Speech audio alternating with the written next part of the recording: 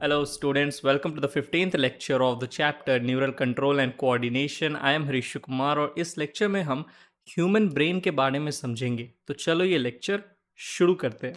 तो चलिए स्टूडेंट, हम बात करते हैं ह्यूमन ब्रेन की। ये रहा, यहाँ पर ब्रेन आपको दिख रहा है। ठीक, ये रहा ब्रेन। ऑलराइट, जब आप एनसीईआरटी में इस टॉपिक को पढ़ना शुरू करोगे ना, तो एनसीईआरटी ने एक लाइन लिखी है ब्रेन के बारे में। एनसीईआरटी कहता है कि जो ब्रेन है वो सेंट्रल इंफॉर्मेशन प्रोसेसिंग ऑर्गन है हमारे शरीर का and acts as the command and control system. यानी कि कोई भी इंफॉर्मेशन जाता है हमारे बॉडी में तो वो सबसे पहले जाएगा ब्रेन तक, और ब्रेन क्या करेगा, उस इंफॉर्मेशन को प्रोसेस करेगा। ठीक है, समझने की कोशिश करेगा कि वो जो इन्फॉर्मेशन है वो है क्या, और according to that information brain क्या करेगा, हमारे बॉडी को सिग्नल भेजेगा और हमारा बॉडी उस हिसाब से एक्ट करता है। ठीक है, जैसे मान लीजिए कोई चीज़ गर्म है, गर्म मेटल है, आपने उस पर हाथ रखा तो जाहिर सी बात है वो चीज़ गर्म है। ठीक है, तो जैसे आपने उस पर हाथ रखा ना, तो आपके स्किन में क्या प्रेजेंट है, जो स्किन है ये एक तरह का सेंसरी ऑर्गन है। तो यहाँ से, इस हाथ से, यहाँ से सेंसरी न्यूरॉन्स से जो इन्फॉर्मेशन है वो आपके ब्रेन तक जाएगी। ठीक है, जैसे आप किसी गर्म चीज़ पे हाथ रखोगे तो सेंसरी न्यूरॉन क्या करेगा, इन्फॉर्मेशन भेजेगा ब्रेन को। ब्रेन फिर क्या करेगा, उस इन्फॉर्मेशन को प्रोसेस करेगा और मोटर न्यूरॉन के थ्रू आपके मसल को इन्फॉर्मेशन भेजेगा और आप अपने मसल को ऐसे हटाओगे। ठीक है, बाइसेप्स मसल को इन्फॉर्मेशन भेजेगा जो कि एक तरह का इफेक्टर ऑर्गन है, और फिर आप अपने हाथ को हटा लोगे। राइट, तो देखो एक तरीके से कमांड एंड कंट्रोल सिस्टम है, इन्फॉर्मेशन को प्रोसेस करता है। राइट, जो इन्फॉर्मेशन आया उसको समझता है, प्रोसेस करता है और उसके अकॉर्डिंगली सिग्नल भेजता है बॉडी को। ठीक है, अब देखो जैसे तुमने हाथ रखा था गर्म चीज़ पे, तो आपके ब्रेन ने ही आपको बताया कि हाथ हटा ले नहीं तो जल जाएगा तेरा हाथ, तो आप फटाक से अपना हाथ हटा लेते हो।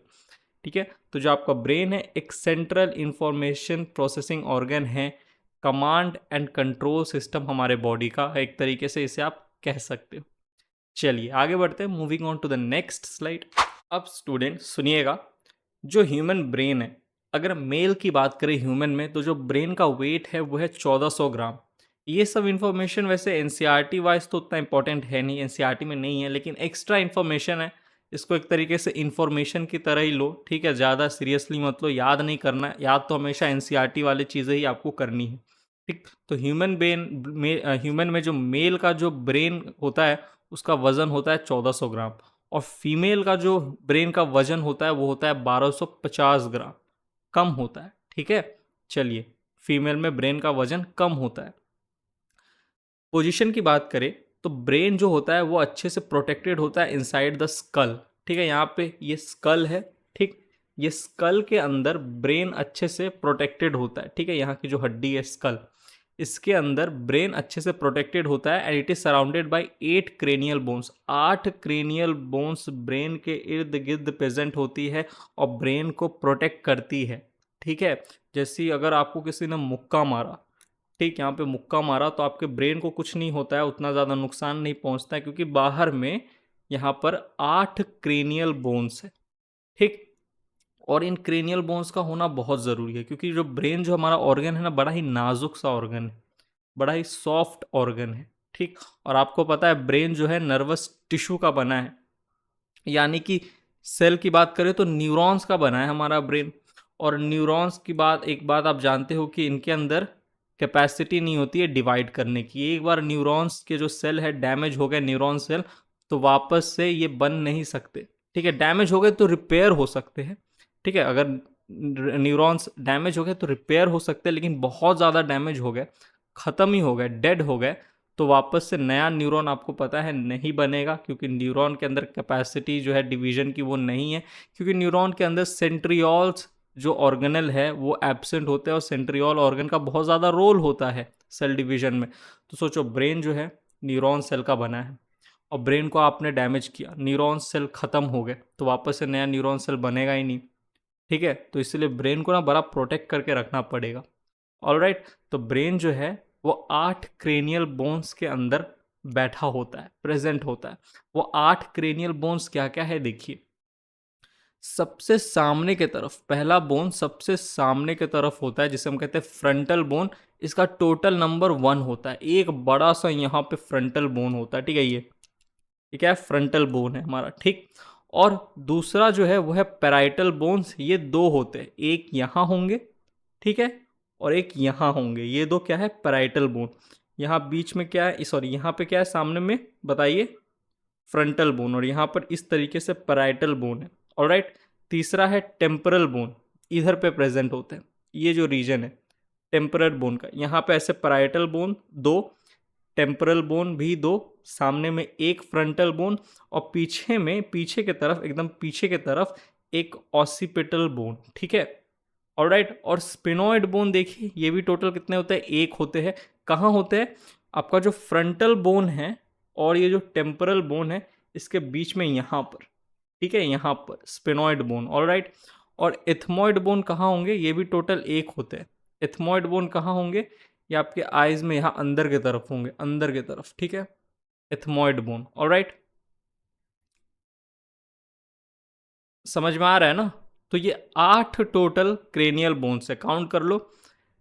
1 2 मतलब 3, ठीक है। 1 + 2 + 2 plus occipital bone 1 plus sphenoid bone 1 plus ethmoid bone 1, total करोगे 8 आएगा। 3 4 5 6 7 8, तो टोटल 8 क्रेनियल बोन्स है, और ये मिलकर एक बॉक्स बना रही है, ठीक है। उस बॉक्स के अंदर 8 ब्रेन का एक, सॉरी 8 हड्डियों का एक बॉक्स है, ठीक। ये रहा, और इसी बॉक्स के अंदर हमारा ब्रेन आराम से प्रोटेक्टेड होता है। बोलिए, समझ में आया? चलिए आगे बढ़ते हैं, moving on to the next slide. अब स्टूडेंट हम बात करेंगे कवरिंग ऑफ द ब्रेन की। जो ब्रेन की कवरिंग है उसे हम कहते हैं मेनिन्स या मेनिंजेस। अच्छा, कवरिंग ऑफ द ब्रेन देखो, ये क्रेनियल बोन्स है, ठीक है। 8 क्रेनियल बोन्स ऐसे इस तरीके से प्रेजेंट है, और इसके नीचे यहाँ पे ब्रेन है, ठीक। ये समझ लो क्रेनियल बोन है, और यहाँ ये ब्रेन है। तो ब्रेन के ऊपर के तरफ बोन्स है, ठीक, ताकि ब्रेन को प्रोटेक्ट कर सके। लेकिन ये जो ब्रेन है और ये जो हड्डी है, इसके बीच में देखो कुछ नहीं है, तो बार बार इस तरीके से फ्रिक्शन हो सकता है, टकराव हो सकता है, राइट। टकराव हो सकता है। ब्रेन जो कि बड़ा स्मूथ होता है, और बोन जो कि बड़ा हार्ड होता है, तो दोनों के बीच में टक्कर होगा। टक्कर होगा तो ब्रेन डैमेज हो जाएगा। तो इन दोनों के बीच में, हड्डी और ब्रेन के बीच में, क्रेनियल बोन्स और ब्रेन के बीच में एक कुशन की तरह प्रेजेंट होता है ब्रेन की कवरिंग, ठीक है। कुशन की तरह होता है, एकदम सॉफ्ट सा एक कवरिंग होता है ब्रेन का, ब्रेन के जस्ट ऊपर। जैसे मान लो, पिक्चर ही दिखा देता हूँ, ठीक है। 3 layers which protect the brain, 3 layers होती है। इन तीनों लेयर को हम मिलाकर कहते हैं मेनिंजेस। ये क्या करती है? ब्रेन को प्रोटेक्ट करती है। 3 लेयर क्या क्या है? ड्यूरा मैटर, एरेक्नॉइड एंड पिया मैटर। पिया मैटर या पाया मैटर, क्या बोलेंगे इसको? पिया मैटर, ठीक है, पिया मैटर बोलते हैं। देखिए, ये आपका ब्रेन है, ये जूम करता हूँ, इसको देखो, अभी इसको मैं जूम करूंगा, और ये आपका यहाँ पर ये दिख रहा है, ये ब्रेन है, ठीक। और ये ऊपर की तरफ ये हड्डी है, और इस हड्डी, इस बोन और इस ब्रेन के बीच में एक यहाँ पर 3 लेयर प्रेजेंट होती है, जो कि कुशन की तरह काम करता है, ताकि ये जो हमारा ब्रेन है और ये जो हड्डी है, ये आपस में टकराए ना, और ब्रेन की जो स्मूथ टिश्यू है वो डैमेज ना हो जाए, ठीक। तो देखिए, इसको मैंने अगर जूम किया, तो यहाँ पर ये आपको जो दिख रहा है, ये ब्रेन, ये हिस्सा क्या है? ब्रेन, ठीक है। और ये जो दिख रहा है आपको बाहर की तरफ, ये है बोन, बोन, ठीक है। अब ब्रेन और बोन के बीच में इतना जो स्पेस था उसको भरना ज़रूरी था, नहीं तो ब्रेन और बोन आपस में टकराते तो ब्रेन जो था वो डैमेज हो सकता था। तो ब्रेन के ऊपर के तरफ 3 लेयर बना दी गई, ठीक है। ये 3 लेयर बना दी गई।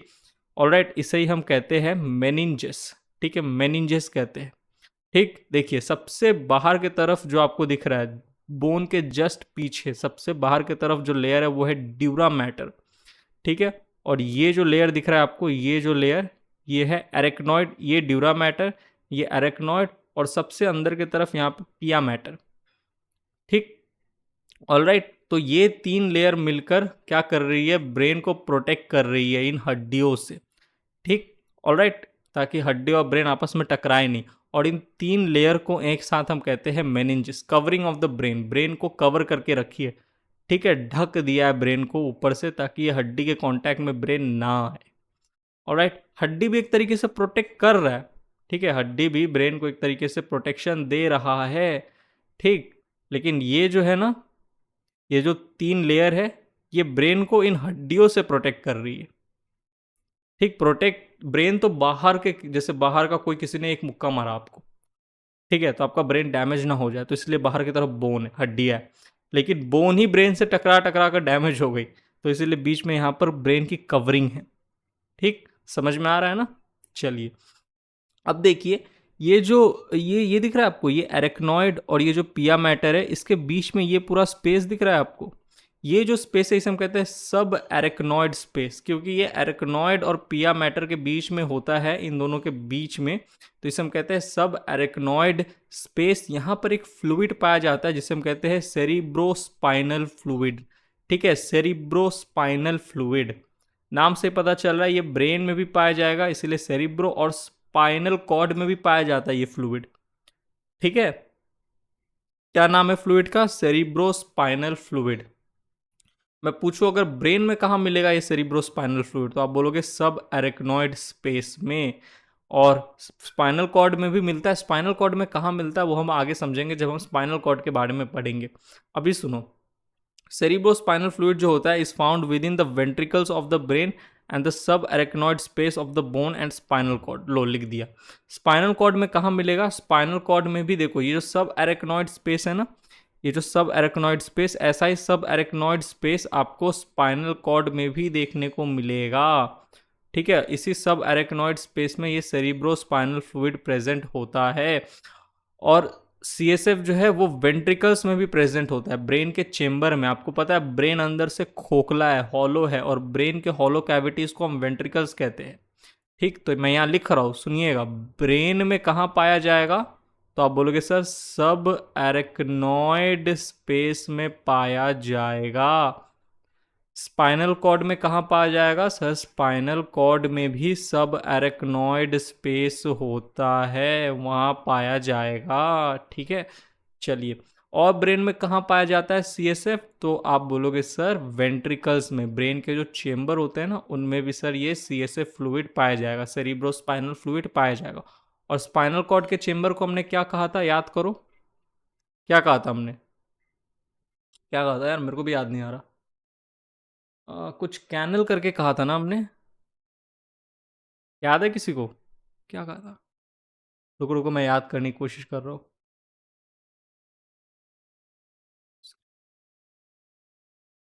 सेरिब्रल कैनल कहा था क्या हमने? Cerebral canal. अच्छा देख लेते हैं, रुको ना, यही तो है, जाना कहाँ है। बने रहिए मेरे साथ, बने रहिए। अभी देख लेते हैं बच्चा पार्टी, अभी देख लेते हैं। सेंट्रल नर्वस सिस्टम पढ़ाया था ना मैंने आपको। सेंट्रल कनाल कहते हैं, सेंट्रल कनाल। कल आपको ये जो पढ़ाया था ना, ये वाला सर, देख रहे हो, मैं पढ़ाता हूँ मैं ही भूल जाता हूँ। कोई ना, गलती होती है इंसान से ही, इंसान ही भूलते हैं। चलिए, ये सारी बातें की थी हमने, ये भी देख लिया था हमने। हम क्या देख रहे थे? हाँ, चलिए, तो ब्रेन में कहाँ पाया जाएगा? सब एरेक्नॉइड स्पेस में। स्पाइनल कॉर्ड में भी सब एरेक्नॉइड स्पेस में पाया जाएगा।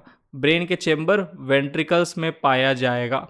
स्पाइनल कॉर्ड का जो चेम्बर था उसे हम कहते हैं सेंट्रल कैनाल। इस सेंट्रल कैनाल में भी सीएसएफ फ्लूइड पाया जाएगा, सेरिब्रोस्पाइनल फ्लूइड। अब ये क्यों होता है सर, इसका फंक्शन जान लेते हैं। Function of CSF provides buoyancy to the brain, brain को बायंसी प्रोवाइड करता है, ठीक है। ये फ्लूइड प्रेजेंट होता है इर्द गिर्द बोन और ब्रेन के बीच में, जो यहाँ पर जो एरेक्नॉइड और पाया मैटर के बीच में जो स्पेस है, ठीक है, यहीं पे क्या प्रेजेंट है? सीएसएफ। तो देखो ऐसा लगता है ना मानो जिस फ्लूइड में, सीएसएफ के फ्लूइड में ब्रेन तैर रहा है। तो ब्रेन सोचो, 1400 ग्राम का जो इतना भारी ब्रेन आपके यहाँ पे रख दिया गया है, ये भी हल्का हल्का महसूस होता है। ऐसा लग रहा है कि यहाँ पे 1400 ग्राम लेके घूम रहे हो? नहीं लग रहा है ना, एकदम हल्का हल्का लग रहा है ना। क्यों? क्योंकि बायंसी प्रोवाइड करके रखा है सीएसएफ को। ऐसा लगता है जैसे सीएसएफ के फ्लूइड में तैर रहा है ब्रेन, ठीक। तो provides buoyancy to the brain, इसलिए इतना भारी नहीं लगता हम लोग को। दूसरा, functions as a shock absorber, shock absorber की तरह भी फंक्शन करता है, ठीक है। कोई अगर आपको इसे मुक्का मारे तो ब्रेन का जो हड्डी है वो तो प्रोटेक्ट कर रहा है आपको, लेकिन ये जो CSF है ये क्या कर रहा है, जैसे मुक्का मारा तो इससे जो शॉक जनरेट हुआ, इस शॉक को ब्रेन तक पहुंचने ही नहीं देता है, उस शॉक को एब्जॉर्ब कर लेता है। ठीक है, ऑलराइट, समझ में आ रहा है ना? तो function as a shock absorber and provide buoyancy to the brain. एक तरीके से शॉक एब्जॉर्बर यानी कि प्रोटेक्शन दे रहा है, और बायंसी प्रोवाइड कर रहा है यानी कि एक तरीके से सपोर्ट में मदद कर रहा है। इतना भारी ब्रेन को भी हल्का हल्का महसूस करवा रहा है ये CSF। तो बोलिए, समझ में आया? चलिए अब आगे बढ़ते हैं, moving on to the next slide. अब student parts of the brain समझते हैं। सबसे पहले हमने क्या देखा? हमने देखा ब्रेन जो है एक स्कल बॉक्स के अंदर पैक्ड है, हड्डियों के अंदर पैक्ड है। उन हड्डियों को हम कहते हैं cranial bones. Total 8 cranial bones होती है। फिर हमने क्या देखा? हमने पढ़ा कि ब्रेन के ऊपर एक कवरिंग पाई जाती है जिसे हम कहते हैं मेनिंजेस। 3 लेयर की बनी है, ड्यूरा मैटर, एरेक्नॉइड, पाया मैटर। एरेक्नॉइड और पाया मैटर के बीच में सब एरेक्नॉइड स्पेस, वहाँ पे CSF पाया जाता है, जो कि फंक्शन करता है सपोर्ट की तरह, बायंसी प्रोवाइड करता है ब्रेन को, प्रोटेक्ट करता है, शॉक एब्जॉर्बर की तरह काम करता है। स्पाइनल कॉर्ड में ये CSF कहाँ पाया जाएगा? सेंट्रल कनाल में, जो कि कैविटी है स्पाइनल कॉर्ड की, और स्पाइनल कॉर्ड में भी सब एरेक्नॉइड स्पेस होता है, वहाँ पर भी CSF पाया जाएगा। अब पार्ट्स ऑफ द ब्रेन की बात करते हैं। ब्रेन के कितने पार्ट्स होते हैं? तो ब्रेन के 3 डिविजन्स होते हैं। फोर ब्रेन, जिसे प्रोज एनसेफेलॉन बनाता है। डेवलपमेंट ऑफ CNS पिछले लेक्चर में मैंने आपको बताया था ना, जो नर्व ट्यूब है, एंटीरियर पार्ट का नर्व ट्यूब, उसमें 3 स्वेलिंग देखने को मिलती है, प्रोजेंसेफेलॉन, मेजेंसेफेलॉन एंड रोम्बेंसेफेलॉन। प्रोजेंसेफेलॉन जो है वो फोर ब्रेन को बनाता है, आगे जाके मेजेंसेफेलॉन मिड ब्रेन को बनाता है, रोम्बेंसेफेलॉन हाइंड ब्रेन को बनाता है। यानी कि ब्रेन के 3 डिवीजन है, fore brain, mid brain, hind brain.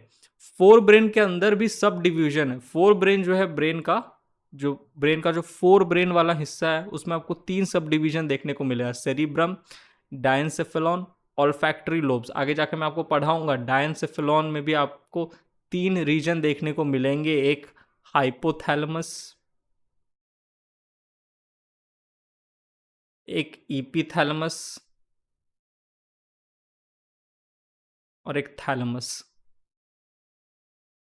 ठीक, और ऑल्फैक्टरी लोब्स। ये 3 सब डिवीजन मिलाकर, ये 3 पार्ट मिलाकर ब्रेन का फोर ब्रेन वाला हिस्सा बनाते। जो मिड ब्रेन हिस्सा है ब्रेन का, वो उसमें भी आपको सब डिवीजन देखने को मिलेगा। मिड ब्रेन वाले हिस्से में आपको ऑप्टिक लोब्स देखने को मिलेगा, जिसे हम कॉर्पोरा क्वाड्री जेमिना भी कहते हैं। ठीक है, और क्रूरा सेरिब्री देखने को मिलेगा। हाइंड ब्रेन की बात करें, जो कि रोम्बेंसेफेलॉन से बना है, डेवलप हुआ है, ये हाइंड ब्रेन भी जो है वो 3 हिस्सों में बटे हैं। ठीक है, हाइंड ब्रेन कौन कौन से हिस्सों से बने हैं? पॉन्स, सेरिबेलम और मेडुला ऑब्लंगेटा। ये 3 स्ट्रक्चर मिलकर हाइंड ब्रेन बनाता है। ये 2 स्ट्रक्चर जो है ये मिड ब्रेन बना रहे हैं, मिड ब्रेन का है। और ये 3 जो स्ट्रक्चर है, ठीक है, ये तीनों मिलकर ब्रेन का फोर ब्रेन वाला हिस्सा बना रहे हैं। सेरिब्रम, डायंसेफेलॉन और ऑल्फैक्टरी लोब्स। डायंसेफेलॉन में भी आपको 3 रीजन देखने को मिलेंगे। ठीक है, ये 3 रीजन मिलाकर ही हम एक साथ इसे डायंसेफेलॉन कहते हैं। क्या क्या? Hypothalamus, epithalamus, thalamus. ये चीज आपको एकदम रट जाना चाहिए, एकदम रट जाना चाहिए, एकदम टिप्स पे होना चाहिए।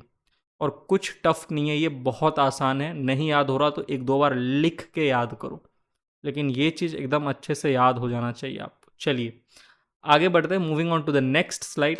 अब स्टूडेंट हम बात करने वाले एनसीईआरटी के एक बड़े इंपॉर्टेंट डायग्राम के बारे में, diagram showing sagittal section of the human brain. देखो मेरे को, देखो, ठीक है, मैं इस तरफ फेस कर रहा हूँ, रुको मैं ना खुद को बड़ा कर लेता हूँ, चलो बड़ा हो जा, डिज्यूम। हाँ सुनो, अब मैं इस तरफ फेस किया हूँ, ठीक, अब मेरा ब्रेन इस तरीके से है, ठीक, इस तरीके से ये ब्रेन को मैंने निकाल लिया। ठीक है, ये ब्रेन ऐसे था, ऐसे, ठीक, ये ब्रेन को मैंने हटाया, और ये जो ब्रेन था, ठीक, इस तरीके से इसको खोला, ये हिस्सा हटा दिया। ठीक है, ये 2 टुकड़ा कर दिया ब्रेन का इस तरीके से। ठीक है, ये टुकड़ा किया और हटा दिया, और ब्रेन को अब हम अंदर से देखेंगे। ठीक, अंदर से देखेंगे, ऑलराइट। ऐसे था मेरा ब्रेन, ऐसे निकाल, ऐसे नहीं फेस किया मैं, इस तरफ फेस किया हूँ। यहाँ पर ये ब्रेन है, ऐसे हटाया, हाथ को हटाया, और अब अंदर से ब्रेन को देखेंगे।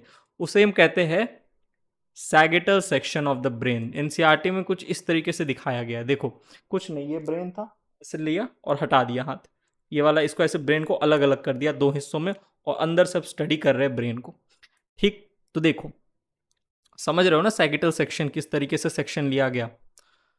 यहां पर आपको सबसे ऊपर ये जो हिस्सा दिख रहा है ये है सेरिब्रम, ठीक है, सेरिब्रम। ये रहा सेरिब्रल हेमिस्फेयर, ठीक है, सेरिब्रल हेमिस्फेयर, ऑलराइट। और यहाँ पर ये जो आपको दिख रहा है ये स्ट्रक्चर, इसे हम कहते हैं कॉर्पस कैलोजम। आगे चल के हम हर एक हिस्से को डिटेल में स्टडी करने वाले हैं, यहाँ पर तो मैं आपको बस एक बेसिक आइडिया दे रहा हूँ। ये सेरिब्रम, यहाँ पे ये सेरिब्रल हेमिस्फेयर और ये कॉर्पस कैलोजम। सबसे यहाँ पर इधर यहाँ के तरफ थोड़ा बीच में आओगे तो ठीक है, यहाँ पर एक सेरिब्रल एक्वाडक्ट आपको देखने को मिलेगा, सेरिब्रल एक्विडक्ट, ऑलराइट। इस सब के बारे में आगे जानेंगे, अभी तो बस एक सैगिटल सेक्शन समझो ब्रेन का। यहाँ पर थैलेमस प्रेजेंट है, ठीक, ये रीजन थैलेमस है, इसे हम कहते हैं, और इस रीजन को हम कहते हैं हाइपोथैलेमस, ठीक। देखो ये जो पूरा ब्लू कलर का हिस्सा है ना, ये जो पूरा ब्लू कलर का हिस्सा है, ब्लूइश हिस्सा है, इस पूरे हिस्से को हम कहते हैं डायएन्सेफेलॉन। और डायएन्सेफेलॉन के अंदर ही आता है थैलेमस, हाइपोथैलेमस एंड ईपीथैलेमस, ठीक। तो यहाँ पे एनसीईआरटी ने बस थैलेमस और हाइपोथैलेमस वाले हिस्से को ही दिखाया है डायएन्सेफेलॉन में, ठीक। लेकिन याद रखना ईपीथैलेमस वाला रीजन भी होता है, ऑलराइट। और यहाँ पर एक ऑप्टिक लोब प्रेजेंट होता है, ऑप्टिक लोब, जिसको एनसीईआरटी ने शो नहीं किया। यहाँ पर एक ऑप्टिक लोब प्रेजेंट होता है, ठीक है, ऑप्टिक लोब्स पेयर में होंगे, 2 ऑप्टिक लोब्स होगा, ऑलराइट। लेकिन हम सैगिटल सेक्शन देख रहे हैं तो हमें बस यहाँ पर एक ही दिखाई देगा, हमने तो ऐसे ब्रेन का एक हिस्सा हटा दिया, ठीक है, सिर्फ एक हिस्सा समझ रहे हैं, तो यहाँ पे आपको ऑप्टिक लोब्स दिखाई देगा, ऑलराइट। तो देखो सेरिब्रम, थैलेमस, हाइपोथैलेमस, यानी कि थैलेमस, हाइपोथैलेमस और ईपीथैलेमस को भी कंसीडर करोगे, यानी कि डायएन्सेफेलॉन, सेरिब्रम, डायएन्सेफेलॉन और यहाँ पर प्रेजेंट ऑप्टिक लोब्स, इन तीनों को एक साथ हम कह रहे हैं 4 ब्रेन। और मैंने आपको ये चीज़ बोला भी था, देखो जो 4 ब्रेन वाला हिस्सा है वो किसका बना है, सेरिब्रम का, सेरिब्रम आपने देखा, ऑलराइट। डायएन्सेफेलॉन आपने देखा, जिसके 3 रीजन है, thalamus, epithalamus, hypothalamus and olfactory lobes, ठीक है। तो ये 3 हिस्सा मिलकर बना रहे हैं डायएन्सेफेलॉन, ऑप्टिक लोब्स और सेरिब्रम मिलकर ब्रेन का 4 ब्रेन वाला डिवीजन बना रहे, 4 ब्रेन वाला हिस्सा बना रहे। ये जो हिस्सा आपको दिख रहा है ये है मिड ब्रेन। अब एनसीईआरटी ने क्या किया है ना, इसको मिड ब्रेन बताया है, ठीक है। ये देखो ये लेबलिंग दिख रही है आपको, ये लेबलिंग ये गलत है, ये मिड ब्रेन है ही नहीं। मिड ब्रेन तो ये है, ये पूरा हिस्सा तो डायएन्सेफेलॉन है जो कि 4 ब्रेन में आता है, ऑलराइट। ये हिस्सा ब्रेन का मिड ब्रेन है, लेकिन कोई बात नहीं, एनसीईआरटी से गलती हुई है, बड़े बड़े लोगों से गलतियां होती है, छोटे छोटे लोग तो और गलतियां करते हैं, कोई बात नहीं मतलब तो गलती है, तो अब मैं आशा करूंगा एनसीईआरटी अब अपने अपने अगले जब पब्लिश करेगी किताब तो उसमें सही कर देगी। लेकिन ये मिसलीडिंग है, ये गलत है, यहाँ पर मिड ब्रेन नहीं होता, मिड ब्रेन यहाँ होता है, ठीक। चलिए, तो ये मिस्टेक आप याद रखिएगा, ऑलराइट। जब अगली बार आप इस फिगर को देखिएगा तब कोई आपसे पूछे ये मिड ब्रेन है तो बोलना ना मुन्ना ना, ये मिड ब्रेन है, ठीक है। चलिए आगे देखिए, ये वाला हिस्सा इसे हम कहते हैं पॉन्स, ठीक है, पॉन्स, ऑलराइट, ठीक। और ये पीछे की तरफ आपको दिख रहा है ये है सेरिबेलम, और ये हिस्सा है मेडुला ऑब्लोंगेटा, ये मेडुला ऑब्लोंगेटा, ठीक है, ये पॉन्स और ये सेरिबेलम, ये 3 हिस्सा मिलकर बनाती है हाइंड ब्रेन, ठीक है। कौन, पॉन्स, सेरिबेलम और मेडुला ऑब्लोंगेटा, यही तो बताया था। हाइंड ब्रेन कौन बना रही है, pons, cerebellum and medulla oblongata. और मिड ब्रेन में आपको कौन और सब डिवीजन देखने को मिलेंगे, कौन है वो, ऑप्टिक लोब, जिसे कॉर्पोरा क्वाड्रिजेमिना भी कहते हैं, क्रूरा सेरिब्री। जब हम मिड ब्रेन को डिटेल में पढ़ेंगे तो इन स्ट्रक्चर के बारे में भी हम जानेंगे, अभी तो बस एक ट्रेलर दे रहा हूं मैं आपको, ठीक है, पिक्चर तो अभी बाकी है, हर एक डिवीजन को डिटेल में हमें पढ़ना है।